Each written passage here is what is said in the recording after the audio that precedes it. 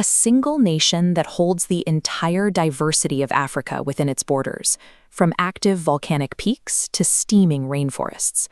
To cross into Cameroon is to step onto a microcontinent. That natural scale immediately collapses into dense human infrastructure when you reach the economic engine of Douala. Accessing this density requires navigating an intensely monitored gatekeeping system. Almost all international arrivals must pre-arrange clearance through a strict digitized e-visa network before boarding a flight. But digital approval means nothing without biological proof. At the immigration checkpoint, a valid yellow fever vaccination certificate is an absolute non-negotiable mandate for entry. Navigating this singular, densely packed border reveals the physical and cultural friction inherent in a nation that mirrors an entire continent. The country's topography is sharply divided by extreme weather. In the south, the climate is equatorial, defined by heavy atmospheric moisture and thick jungle canopies.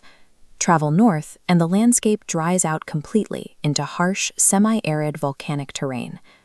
Because the main rainy season drops relentless downpours across the territory, navigating these regions is really only viable during a brief, dry winter window from November to February. Nature here demands caution. In the northwest sits Lake Nyos, a massive brown body of water that acts as one of only 3 known exploding lakes on Earth. Beneath the lakebed, a subterranean magma chamber leaks carbon dioxide.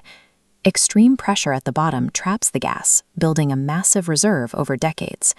When disturbed, the lake overturns, releasing a sudden, suffocating cloud of carbon dioxide that displaces oxygen for miles. Beneath the geographic beauty of the landscape lies deeply pressurized volatility. That same intense concentration applies to the human population. The territory holds over 200 distinct indigenous tribes, each with its own deep-rooted traditions. You find that convergence in the local markets and kitchens, specifically through the national dish, ndole, a dense, multi-layered stew combining bitter leaves, stewed nuts, and fresh seafood or beef.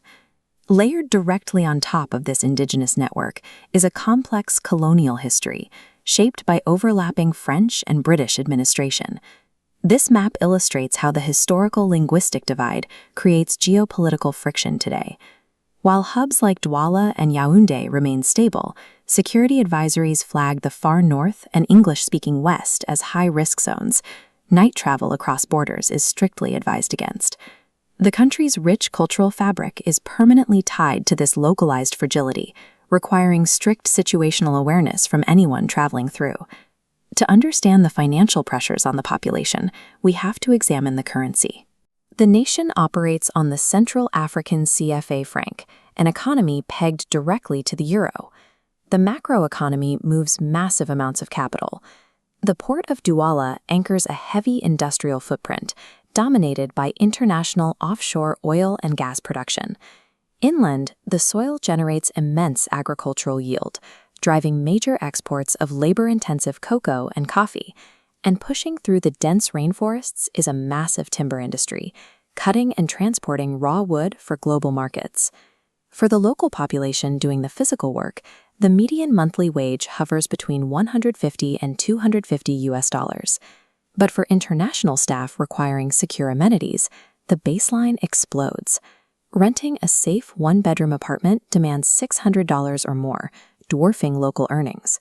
Operating in Cameroon means straddling a highly lucrative industrial export market and a tightly constrained local reality simultaneously.